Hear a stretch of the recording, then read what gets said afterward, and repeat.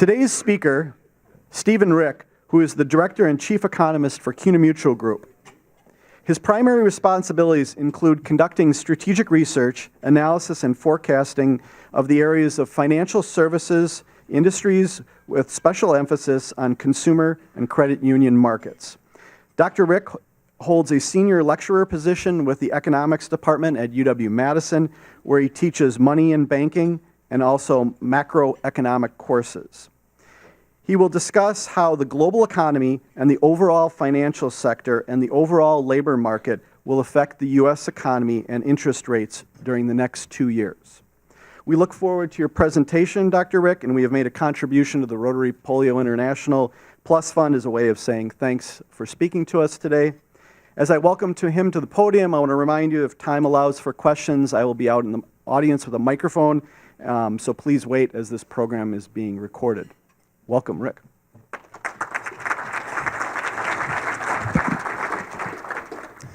Good afternoon, everybody. All right, very good. First of all, I'd like to say thank you to the Rotary Club for inviting me here today to speak with you all. And I would just like to say I'm really glad to be here, mainly because I just found out that the next 30 minutes will count towards my community service. So I got that going for me. Or basically, I have about 3 hours worth of material to cover in about 20, 25 minutes here, so I'll dispense with the rest of the social pleasantries. I do have a handout. I brought about 150 handouts here. So all these slides that you see up on the screen, there will be in handouts. When you file out, they're right on the table over there if you just want to grab one. But basically, let's get to it. I want to talk about where this economy is headed for the next 2 years. You know, as an economist, I always get people coming up to me saying, hey, when's the next recession? You know, we've gone 9 years now with no recession, which is the second longest in American history. This is rare to go this far. You know, we got data going back to 1854 about how the U.S. economy has been working. This is a long expansion. So when is the next recession? Well, we'll talk about that, try to forecast that. But basically, what I want to do first is talk about the most important price in any economy. Now, what is that? Is that the price of oil, the price of gold, the price of the dollar? No, it's the price of money. Interest rates. Interest rates are the most important price. We have a Federal Reserve, our central bank, which basically controls that interest rate to control the U.S. economy. So what I want to do to start out here is basically hold a 5-minute Federal Reserve Board meeting. I want you all to stop being the Rotary people and start being the Federal Reserve Board right now. You're going to look at the economy the way the Federal Reserve would look at the economy in order to determine, do we raise interest rates, lower interest rates, keep them the same, based on the current state of the economy. So our 5-minute Federal Reserve Board meeting, we have to start out saying, well, what does the Federal Reserve care about? Why are they there? Well, I have what's called the Federal Reserve's dual mandate, meaning two objectives. Congress has told the Federal Reserve, do two things and do it well. Number one, stable prices. We want inflation in this country low and stable. Does anybody know what is the Federal Reserve's target for the inflation rate in this country? What is it? Yeah, 2%. They want 2%. That's what Jerome Powell, the chairman of the Fed, has embroidered on his pillow at night. 2% inflation. Hit that. If you can do that, things are going great. That's their number one goal. The second thing they care about is this, full employment of resources. What am I talking about here? Think about labor resources, workers. They don't want people sitting at home in the basement playing video games if they can get outside and go work. They want everybody working who's willing and able to work. That's number one. Number two, full employment of capital resources. What am I talking about here? Capital. Think about buildings, facilities, factories. We don't want factories sitting idle. If they can be producing something, get them producing. All right, labor and capital. As you guys all know, you bring labor and capital together, you can produce goods and services. Maximize output in this economy. That's what economists care about. All right, so basically like any business, they have some critical measures. Just like your company has earnings and growth measures, the Federal Reserve has some critical measures. You know, they say if you can't measure something, you can't manage it. Well, here's a couple things they manage. I've got in the middle there my long-run goal for the Federal Reserve. Basically, in the long run, the U.S. economy tends to go to certain ratios. So I'll let you in a little secret here. What are these key ratios that we go into? You know, as was mentioned, I teach economics at the University of Wisconsin in the econ department there. Our econ department is actually housed in the social science building. We are a social science. So just think of the word social science. Social means humans. Science means we apply math and equations to basically human behavior. Well, let me ask you, what is your normal body temperature? 98.6, right?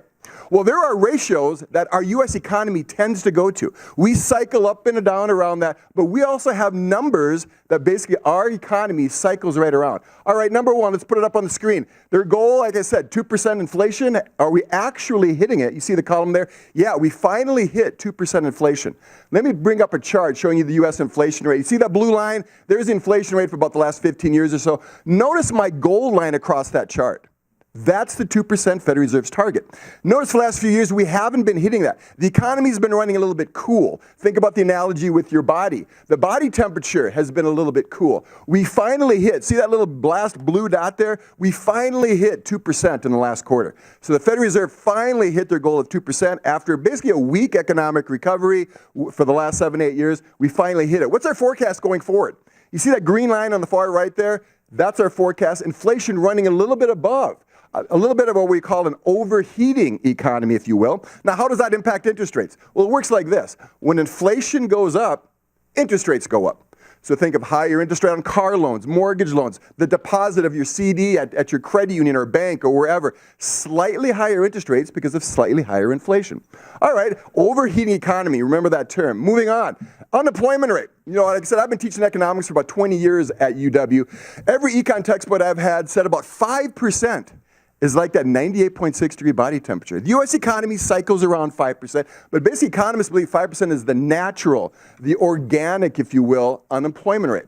All right, are we hitting that? Well, we blew right past that. We're actually at 4% unemployment rate. We have one of the tightest labor markets in American history. I go around the country talking to credit unions and banks all the time saying, hey, how's business? They say the number one thing limiting their growth is human resources, the quantity and the quality of labor. They can't find people who will, 1, show up to work on time, 2, can pass a drug test, 3, can pass a criminal background check. It is really difficult to find workers out there. That's actually hindering faster economic growth. All right, just to show you the chart on that, here it is. Here's a nation's unemployment rate. You see those red bars? Those are the recessions in our country. We hit 10% unemployment rate right after the Great Recession. And you can see we've been on this downward slide. We hit, my goal line here a couple years ago. Once again, that's at 98.6-degree body temperature. That's where the economy wants to be. We blew right by that. We're at about 4% today. Notice my little forecast there. There's a little green line on the very far right. I'm actually saying it's going to start rising again, probably by 2020. There it is. There's my forecast. Recession in the second half of 2020. And I'll give you the reasons why, but basically that's where we actually think it's going to happen. A little bit of a slowdown, not like the Great Recession of 10 years ago in 2008, 2009, when the banks crashed and stuff, but a slight recession coming in about 1.5 years from now. Moving on here, what else does the Federal Reserve care about? Something called the economic output gap. Think of that word gap. If you're a carpenter, you don't want a gap in your woodwork, right? Well, same thing with the Fed. They don't want a gap in the economy, so they got a zero right there. Okay, remember that zero gap. Where are we today? We're actually at 2% output gap. Let me throw up the chart. This is my favorite chart to show my macroeconomics students at UW. This is the U.S. business cycle, going up, going down, going up, going down. Notice it kind of cycles up and down here. My 2 red bars there in the middle, that's the recessions and stuff. But basically, this is a great chart to show the U.S. business cycle and where we're at today. Now, this is macroeconomics. Macroeconomics can be kind of hard to wrap your brain around. Let's talk about microeconomics. You guys are all familiar with that. That's the study of one firm, one business. So let's go to microeconomics. Let me ask you, we're in Wisconsin. What is Wisconsin known for making? Cheese. It's weird. I go around the country giving the same chart. I ask that same question about Wisconsin. They all say cheese. I don't want to talk about cheese, though. What's the second thing we're known for making? Right there. Harley-Davidson motorcycles. That's what I want. Harley-Davidson. Think about an old-fashioned factory with an assembly line and motorcycles rolling off this assembly line. Picture that. All right. They're putting on the wheels and the gas tank and all that stuff. Think about when they designed Harley-Davidson in Milwaukee. They got the engineers, the architects together, and they said, you know what, let's build a factory that can produce 100 motorcycles per day. 100 motorcycles will flow out of this factory per day. That's like what we call their potential output or normal output.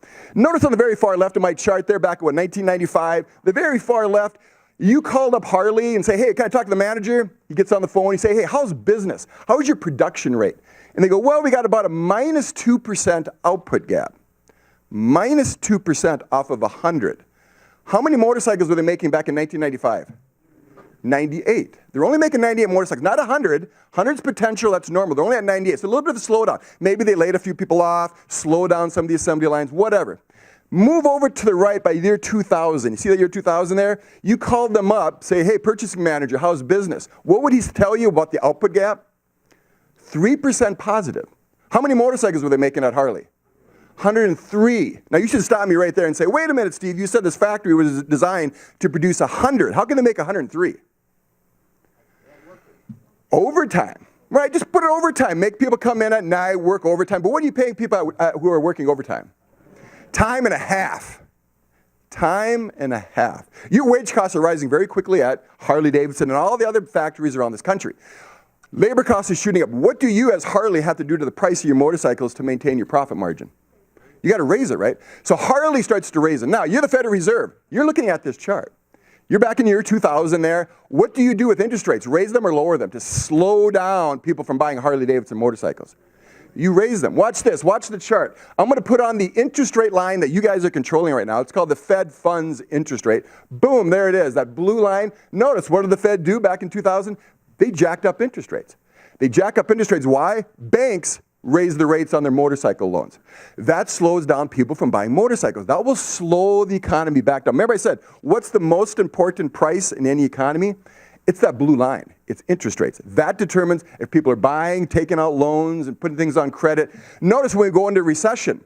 Notice a couple years later, they get that big dip there. We're in the recession. What does the Federal Reserve do with interest rates then? They lower interest rates. Basically, they use interest rates to stabilize the U.S. economy.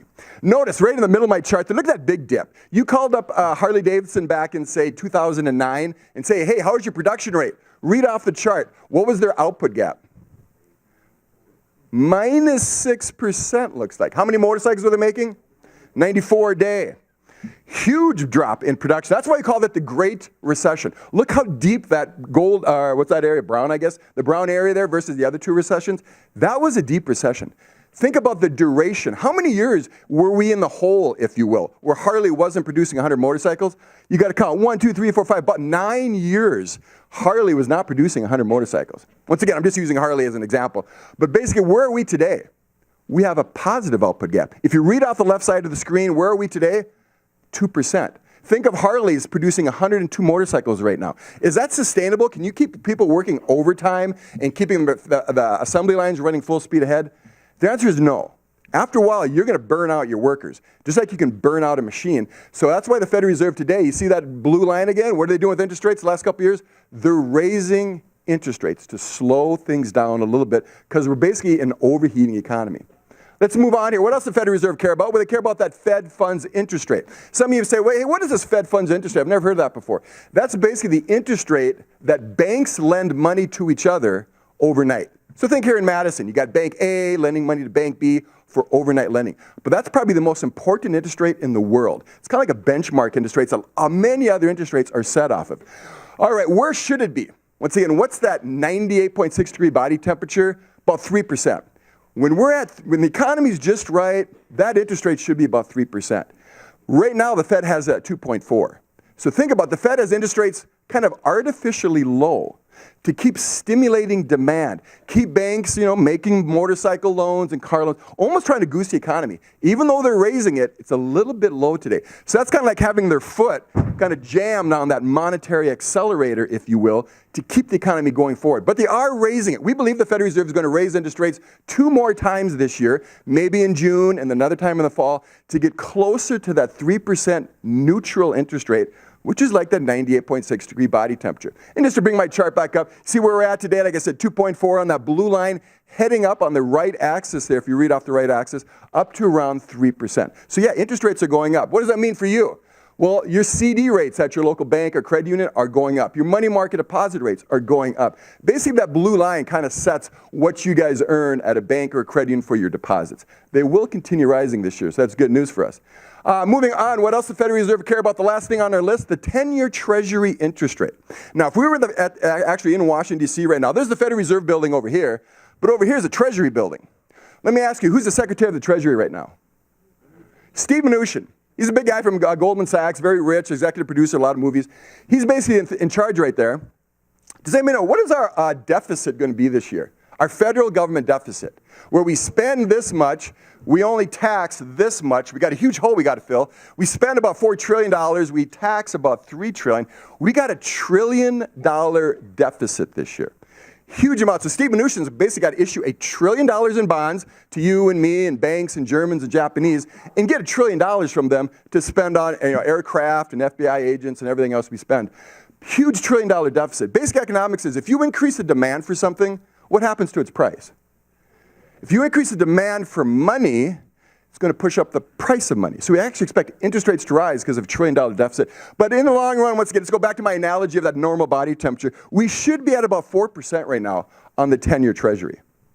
Are we at 4%? What are we actually at? About 2.75. Pretty low. Even that interest rate's too low, artificially low. Kind of, I'll use the word manipulated low. Why is the 10-year Treasury so low today, which for you and me means what? You go to a bank and try to get a mortgage, those interest rates are artificially low. Very low for, you can still get a mortgage today at 4.5%, 5% interest. Unbelievably low. But why is that? Why are we at 275 when we should be at 4 if we're at 98.6 degree body temperature? What's happening in Europe? The European Central Bank, headed up by a guy named Mario Draghi. He's the president of the European Central Bank, which is like our Federal Reserve. What's Mario been doing with money over there? He's been doing this. What's this? Printing up money. He's been printing up a lot of money. It's called quantitative easing. They've just been printing up a huge quantity of money. What do they do with all this money they print up? They buy bonds. They buy German bonds and European bonds. But what does that do to the price or the interest rates in Europe? Interest rates in Europe are rock bottom. And in fact, a lot of bonds in Europe have a negative interest rate. You actually earn a negative return on it. So if you're Hans over in Germany and you're really rich, you got 600 million euros, do you buy German bonds that are paying close to 0 interest rate? Or what do you do with your money? You bring it to the United States. You bring it over here. You got all your euros. You go to New York, exchange it in the foreign exchange market to get dollars, which you're buying dollars, which push up the price of dollars. Then you go out and buy your treasury bonds. But you're flooding the market with these dollars, which pushes down interest rates. So the value of the dollar is going up because of Hans bringing all his euros here and buying dollars, and then he's dumping it in the treasury market, which pushes the interest rates down. So that 2.75 there, I call that the Hans effect. Basically because Hans is bringing all his money over here, it's keeping our interest rates low, which benefits you and me. I mean, we can go get a mortgage at very cheap. And basically the 10-year Treasury kind of sets the 30-year mortgage rate. The old rule of thumb is you take the 10-year Treasury, add about 1.6 to it, and you get the 30-year mortgage rate. So as this stays low, our mortgage rates will stay low. All right, so just to give you the chart on this, moving on to the next one. I said interest rates are the most important price in an economy. Well, this must be the most important chart then. This is a chart of the 2 interest rates I just talked about. The black line is that Fed funds rate. That's the rate you guys are controlling right now is the Federal Reserve. We expect it to raise it up to 3% from about 2.4 right now. You see the red line on there, kind of the upper line? That's the 10-year Treasury. We expect that to approach 4%. So kind of interest rates are slowly moving up to their long-run natural equilibrium position. Now, I just want to throw out a little caveat here. They say there's only 2 types of economists in the world. Those who can't forecast interest rates and those who don't know they can't forecast interest rates. Well, I'm part of the second group, and I get paid to forecast interest rates, so there's my forecasted rates going forward here. Let me just kind of skip over this real quick. We kind of talked a lot about that. Oh, if you want one chart that keeps economists up at night, this is the chart. Our federal government deficit. You can see right now, 2019, we're forecasting about a $1.1 trillion deficit. And my chart forecast is all the way through the year 2027. This is actually from the Congressional Budget Office, a nonpartisan group of economists who try to forecast this out. Look at those bars just get bigger and bigger and bigger. Bigger deficits, basically as far as the eye can see. Basically, the government is going to be pushing up interest rates because they need to borrow so much money to fund our deficit. Once again, let me ask you, does the Congressional Budget Office forecast recessions? No, they don't. If we do have a recession in 2020, look at that bar for 2020. It's about $1 trillion. That bar is going to get significantly larger and have to borrow more. Every time we go into a recession, we have bigger deficits. Look at the middle of my chart there back in 2009. Look at the deficits then, 1.4 trillion because we're in a great recession. So once again, expect these bars to actually get a lot bigger if we do have a recession. And we will have a recession in the next 7, 8, 9 years. Moving on, so people ask me, Steve, you say 2020 is a recession. What actually causes recessions? And basically, economists have boiled it down to 4 things cause recessions. We'll go through them all real quick here. But basically, we have to set the stage. What sets the stage for a recession? Basically this, a necessary condition, if you will, is an overheating economy. Let me ask you, look at my brown chart on the bottom there. You see those two purple bars in the middle of my chart? Those are recessions. What was the economy doing right prior to those purple bars? Overheating. Kind of we're in the mountain area right before those two purple bars. So you need an overheating economy. Do we have that today? Yeah, we're overheating again today. Remember, Harley's producing 102 motorcycles. The demand is strong. Everybody's buying stuff, going to the bank and credit union, taking out loans. We do have an overheating economy, which leads to this, my next point here. We have very tight labor markets. Yeah, 4% unemployment rate, pushing up wages, pushing up prices, a little bit higher inflation, a little bit higher wages. All right, so let's boil it down. There's 4 things that cause recessions. Try to figure out which one will cause a 2020 recession. Number 1, a financial imbalance or excess, leading to a bursting asset bubble.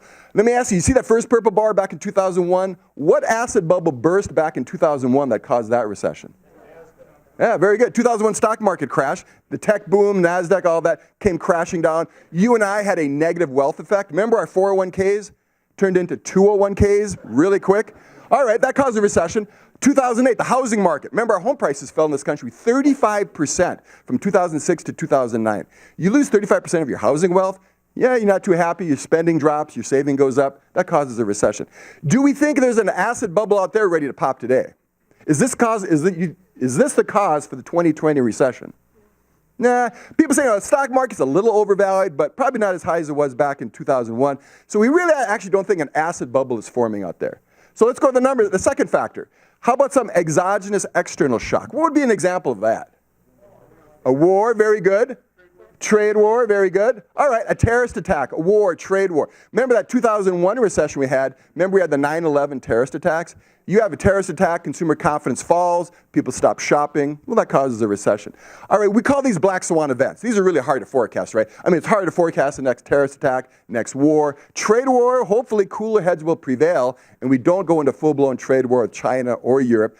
So basically, let's scratch this one off. It's hard to forecast black swans. So we don't think number 2 will cause the next recession. How about number 3, high inflation? If inflation gets too high, remember, you guys right now are the Federal Reserve. If inflation goes to start going above your 2% target to maybe 4, 5, 6, what do you guys have to do with interest rates? You got to jack them up fast. You jack them up, that slows down demand. People stop buying cars, stop borrowing money at the bank, at the credit union. That slows the economy down. High inflation. Let me ask you, do you think we're going to have high inflation like that in the next couple of years? Are we going to get to 5% inflation anytime soon? No, even though some economists say, you know what, the Federal Reserve printed up so much money in the last 8, 9 years, they did their own form of quantitative easing, that according to Milton Friedman, the famous Nobel Prize-winning economist, his famous quote was this: inflation is everywhere and always a monetary phenomenon. Translation, you print up a lot of money today, you should have inflation tomorrow. But the big question is, when's tomorrow? Is it tomorrow, next year, 5 years? Notice it's been like 9 years since the Fed printed up a lot of money, and we haven't had this inflation. So all this talk of high inflation by some economists kind of reminds me of the talk of Bigfoot. It's often discussed, but never seen. We never see Bigfoot, and we haven't seen this inflation. So a lot of economists are scratching off number 3, saying, nah, that's not going to cause the next recession. Notice I only got room for one more. Here it is, high inventories. Let's go back to Harley-Davidson. Harley-Davidson's cranking out 102 motorcycles right now, ramping up. They're the average factory, remember. But what if demand starts to fade? And people only start buying 98 motorcycles a day. And Harley doesn't slow down production. Well, all of a sudden, they got all this huge increase in inventories. They got all these brand new motorcycles wrapped in plastic. They smell great. They're on the showroom floor. Harley goes, oh man, we got too much inventory here. We need to slow down production. So we go into an inventory correction. Harley ramps down production, maybe only producing 98, 97 motorcycles a day, but it's below their normal rate of production. We call that a recession. So we could recede. So most economists actually believe number 4 is probably the most likely cause of the next recession in 2020. Just a garden variety slowdown, if you will, in economic activity. Let's move on. So what's my forecast? Here's my chart. This is U.S. economic growth rate, how much more stuff we make each year. You can see in 2018, how much more stuff did we make compared to 2017? What was the growth rate of the economy? 3%. We produced 3% more goods and services in 2018 compared to 2017. Notice, was that a good year? How high was that bar versus all the other green bars that preceded it? It was the highest. Basically, it was the best year. Out of the 9 years of economic expansion, that was like the best year we had. Why was it so good last year? Massive fiscal stimulus. What do I mean by fiscal stimulus? We had massive tax cuts last year and big increase in government spending. Basically, if we wouldn't have had those tax cuts and government spending increase, we would have probably only grew 2.2%. Similar to those other years. But because we cut taxes, increased government spending, we kind of had a little bit of sugar high last year. We went to 3%. What are we forecasting for this year? 2.3, which is still good. Remember that 98.6 degree body temperature analogy?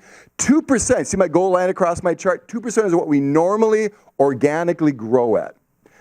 This year is going to be another decent year, 2.3%. But then what pops up in 2020? A red bar. What do we call a red bar? A recession. There's our recession. So basically a little bit of a slowdown there by 2020. Now, people come up to me all the time and say, hey, Mr. Economist, how good are your economic forecasts? Do you even know what the heck you're doing? And I usually respond by saying, come on, Mom, quit asking me that. But basically, there's my forecast. I'm sticking to it. A little bit of a slowdown. Moving on, a couple of major sectors maybe some people in this room are affiliated with. How about auto sales? You know, auto is still a big industry in this country. A lot of jobs are tied to building autos, distributing autos, selling autos. Where's my goal line? Where's my 98.63 body temperature? You know, every economist should have these goal lines across their chart. About 16.5 million. If we sell 16.5 million cars in this country, brand new cars, that's doing pretty good. Notice the last few years. Have we been doing good? Yeah, the blue has been above the gold. We've had really good years in the last few years. Why have auto sales been so strong? Low interest rates, a lot of jobs, consumer confidence high, but also past is prologue. Look back in the year 2010, 2011. Were we selling 16.5 million cars? No, there's a lot of pent-up demand. People weren't buying them during the Great Recession. Confidence was low. When confidence is low, people don't buy stuff like that. We call durable goods, like a car. They wait. Basically, there's a lot of pent-up demand. Let me ask you, what was the average age of a car on the road in the last few years? Anybody know? Actually, we hit about 11 years, 11 and a half years. That was the highest ever. So there's a lot of cars driving around with duct tape and baling wire, kind of holding them together. Well, we need to take them off the road. We've been doing that. But notice, if you can see my green line on there, a little bit of a slowdown, right to that 16.5 million. I kind of call this my good news, bad news chart. The good news is we're still going to be selling above the 16.5 million. The bad news is we are slowing down a little bit. So a little bit of slowdown in the auto industry. What about housing? Of course, another big industry is housing and mortgages and people buying houses. This is a chart on existing home sales. So this is not new homes we're building. These are existing homes. So like you buying my house or me buying your house. We're just swapping assets, right? We're swapping dollars for a title on a house. But basically, where's my gold line? If you read off the left side of the chart that it says 5,000, but the axis is in thousands. So that's actually 5 million. If we sell about 5 million homes in this country, we're doing pretty good. Notice about the year 2005, 2006. How many homes were we selling? Kind of on the far left, 04, 05, 06. How many homes were we selling? 7 million? Way above the 5 million. That's kind of like your body temperature being about 140 degrees. Things aren't going to end well when you're at 140 degrees, and they didn't. We went from a boom followed by a kaboom. Home sales came crashing down. There's my red bar, that recession there. Home sales plummeted. What have we been doing the last couple of years? Well, there's my 5 million line. We've been doing about, 5.5 million? So it's actually been pretty good. Interest rates are low. Jobs growth is strong. Consumer confidence is up. What's the forecast? In economics, we use this phrase, reversion to the mean. Remember, the mean means average. We're kind of reverting to the long-run average. We will see a slowdown in existing home sales in the next couple of years as we revert to the mean. We got a little bit higher interest rates. Job growth was slow. Maybe a recession in 2020. Moving on here to my next chart here. Let's see. Let me just talk about stock prices real quick. We got a few minutes here. This is the S&P 500 stock index. Kind of the 500 biggest companies in the country. What is their average stock price? Let me ask you, according to this chart, are stock prices overvalued? Are they overvalued? Can I answer that question with this chart? Look how the stock price is compared to the last couple of months here. You know, we've had 9 years of stock prices kind of moving up in one direction. And notice my little red bars there. Those are recessions again. What happens every time we go into a recession to stock prices? They plummet. About 30%, 35% drop in stock prices when you have a recession. Can I answer that question? Are stock prices overvalued by looking at the S&P 500? No. Why? I'm comparing apples to oranges. Basically, remember I said we have about 2% inflation each year? Prices stuff go up 2% a year. So those Harley-Davidson motorcycles go up 2% a year. So revenues at Harley go up 2% a year. Profits go up 2% a year. Stock prices just naturally go up about 2% a year. So I really can't compare today's stock prices versus the past. There's inflation. So what we economists do is the following. You see my green line I just added? The green line is real stock prices, or we've adjusted for inflation. Just adjust for inflation. Now I'm comparing apples to apples. This is an apples-to-apples comparison. Let me ask you, when were stock prices the highest? Today or back in 2000? Today. Stock prices are actually higher today. So comparing apples to apples, this is the highest ever. Let me ask you, are stock prices overvalued? I can't answer that question, even with the green line. What do I need to answer that question? You see the blue line? The blue line is the price to earnings ratio, the PE ratio. Basically, in economic terms, it's saying how much you have to pay in price for a stock to have a claim on $1 of a company's earnings. Notice the last couple of months here, we've been around 32, 31. We're paying $32 to buy a stock to have a claim on $1 of a company's profits. Is that high versus, say, the last 20 years? Is that the highest ever? No, it was that close to $45 back in the year 2000 during the tech boom. That was really high. That's why we had a huge bubble and it popped. Today we're running, if I can read there, about 29, 28. It's still high. The long run average for the price earnings ratio is about 19. We normally pay $19 to have a claim on $1 of a company stock. We're sitting around 28, 29. So that is high. We'll probably see that come down a little bit, or we won't see stock prices go up much this year. Maybe just earnings will increase. Remember, think of the denominator of that ratio. Price earnings, you increase the denominator, that ratio can come down. So we are a little bit overvalued here, but not enough to cause a recession. Moving on, which brings me to one of my favorite quotes dealing with the stock market. This is from an economist named Hyman Minsky. Minsky said basically, stability leads to instability. He said the more stable things become and the longer they are stable, let's go back to my chart. Look at that run up in stock prices in the last 9 years. Stock prices basically moved in one direction for the longest bull market ever. He went on to say, when this happens, the more unstable they will be when the crisis hits. If we do have a black swan event, we do have a terrorist attack or a war or a full-blown trade war, you could see stock prices drop significantly from their current high because we've had very long time of prices moving up in one direction, and basically that's when you see the biggest drop. Moving on here, what about home prices? Everybody asks me, hey Steve, do we have a housing bubble in this country? Home prices in this country have been moving up pretty well. If you own a home, you've been doing well. Notice my chart here. Home prices have been going up 6% a year for the last few years here. Let me ask you, what are incomes going up right now? What does the average American's raise? Let's say 3%. So a home is going up 6%, but your income is only going up 3%. Is that sustainable? No, because pretty soon nobody will be able to afford a home if homes are going up 6%, but your income is only going up 3%. Now, let's go back to the middle of my chart. You see that big bubble there back in the year 2005? What were home prices rising back then? 11%? Incomes back then were rising about 5%. So notice, they were about double then. Home prices going up, let's just say 10, your incomes were going up 5. That's not sustainable. In the long run, those two numbers have to equate each other. Your income and home prices should be the same in the long run. Today, I said home prices are going up 6 versus income of 3. Once again, still double. So people ask me, Steve, are we repeating what happened back 10 years ago? Just at a slightly lower level. Instead of 10 on home prices and 5 on incomes, we're doing 6 and 3. What do you think? Are we having another housing bubble where home prices are just rising too fast? I'm going to use the 4 most dangerous words that are used by the Economist. This time is different. We are not having a housing bubble like we had back then. 10 years ago, what caused that big bubble there when home prices went up 10? Too much demand. Excessive demand. You've probably all seen that movie, The Big Short. Everybody going out buying 3 or 4 homes down in Miami because the home price was rising 11%. It was a great investment. That was excessive demand. Do we have that today? No. What's causing home prices to rise today? If you talk to any realtors in the audience, what's their number one complaint about the housing market today?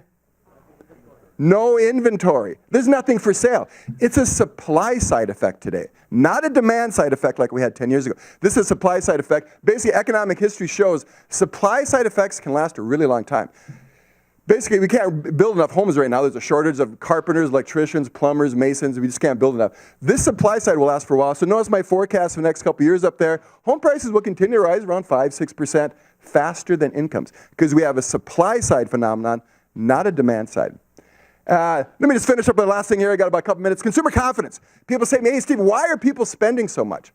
Take a look at this chart. Consumer confidence is at the highest it's been in almost 19 years.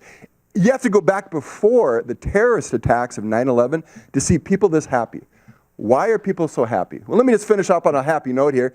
Basically this, why are people so optimistic today? Number one, low gas prices. They love driving away from the gas pump with a little bit of money in their wallet. So low gas prices, that's helping them spend on other things like shoes and going out to restaurants with their family. Number two, low interest rates. They love walking into a bank or a credit union, getting a 3% car loan or a 4.5% mortgage. Number three, retail inflation. You know, I talk about we have about 2% inflation in this country, but when it comes to goods, you know, like things that you can buy, this little clicker, my jacket. If I walked into Macy's today and bought this jacket is cheaper today than it was last year. We actually have retail deflation in this country. But the service sector of our economy, like medical services, things like that, those prices are rising 3%.